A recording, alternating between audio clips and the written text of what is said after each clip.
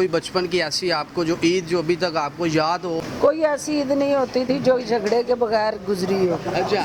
और हमेशा मेरी नज़र जो है वो वाला साहब की जेब में नए नोटे वाली गड्डियों पे होती थी, और छोटे मोटे से तो मेरा काम ही चलता था कि वो छोटे मोटे नोट दे के मुझे राज़ी करें। अस्सलाम वालेकुम नाज़रीन, न्यू टाइम्स पाकिस्तान से मैं हूँ आपका होस्ट चौधरी मोहम्मद अवैस। नाज़रीन, आपको पता है कि ईद कुर्बान की आमद है पूरे पाकिस्तान के साथ साथ पूरी मुस्लिम उम्मा जो इस वक्त है वो ईद की खुशियाँ मना रही है। इस वक्त ईद की खुशियाँ दुबाला करने के लिए मेरे साथ यहाँ पे मौजूद हैं साबका वफाकी वज़ीर मोहतरमा डॉक्टर फिरदौस आशिक अवान साहबा। जी अस्सलाम वालेकुम मोहतरमा। वालेकुम अस्सलाम।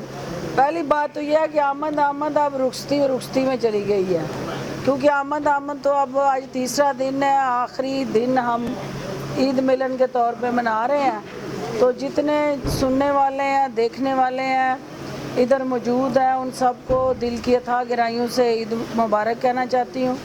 और ये ईद जो है चूँकि बेसिक इसका फ़लसफ़ा ही कुर्बानी से जुड़ा है, तो कुर्बानी जो है वो अपनी प्यारी तरीन अज़ीज़ तरीन वो चीज़ जिसको आप सबसे ज़्यादा प्यार करते हैं, जब अल्लाह की रज़ा के लिए आप उसको कुर्बान करते हैं तो आप अल्लाह की कुर्बत चाहते हैं, अल्लाह की रज़ा चाहते हैं। तो ये जितने लोग यहाँ बैठे हैं ये अल्लाह को राज़ी करके अपनी अपनी इस्तात के मुताबिक कुर्बानी दे के यहाँ आए हैं। तो मैं समझती हूँ कि इस दफ़ा लोग बकरों के साथ कुश्ती किया करते थे, इस दफ़ा जो है बकरों ने लोगों की जेबों से कुश्तियाँ की हैं, क्योंकि महंगाई की वजह से लाख से शुरू होने वाला बकरा जो है वो हर एक की पहुंच में नहीं था।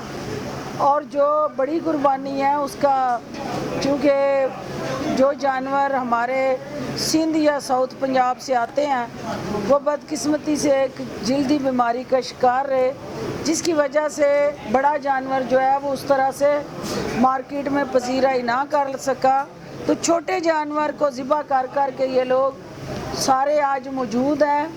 मुझे यकीन है कि इन्होंने बकरे का ख्याल भी रखा होगा और अपने पेट का भी ख्याल डॉक्टर साहब, आपकी ईद किस तरह से गुजरी है?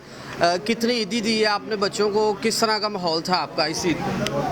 मेरी ईदी भी महंगाई की नज़र हुई है, क्योंकि जहाँ मैं 1000 का नोट दे के अपने वर्कर को, अपने बच्चों को खुश कर लिया करते थे, वो अब उनको 1000 का नोट जो है वो गोली लगता है। वो दूर भागते हैं कि ये नहीं लेना, क्योंकि उसकी हैसियत अब 10 रुपए जितनी हो गई है। तो ये बदकिस्मती है कि बचपन की ईद में और अब की ईद में कितना फ़र्क है? बचपन की ईद में हम लेने वाले होते थे, इस ईद में हम देने वाले होते हैं। दोनों में मुश्किल है सरवाइव करना जब देना पड़ता है हाथ से। मुश्किल तरीन काम है। और ईदी होती बच्चों की है, बड़ों की तो जिम्मेदारियाँ होती हैं जो हमने निभानी होती हैं। मोहतरमा, एक और क्वेश्चन मैं पूछूंगा कि कोई बचपन की ऐसी आपको जो ईद जो अभी तक आपको याद हो और आपने कोई झगड़ा करके ज़िद करके कोई ईदी शिदी ली हो? कोई ऐसी ईद नहीं होती थी जो झगड़े के बगैर गुजरी हो। अच्छा। और हमेशा मेरी नज़र जो है वो वाला साहब की जेब में नए नोटे वाली गड्डियों पे होती थी, और छोटे मोटे से तो मेरा काम ही चलता था कि वो छोटे मोटे नोट दे के मुझे राज़ी करें।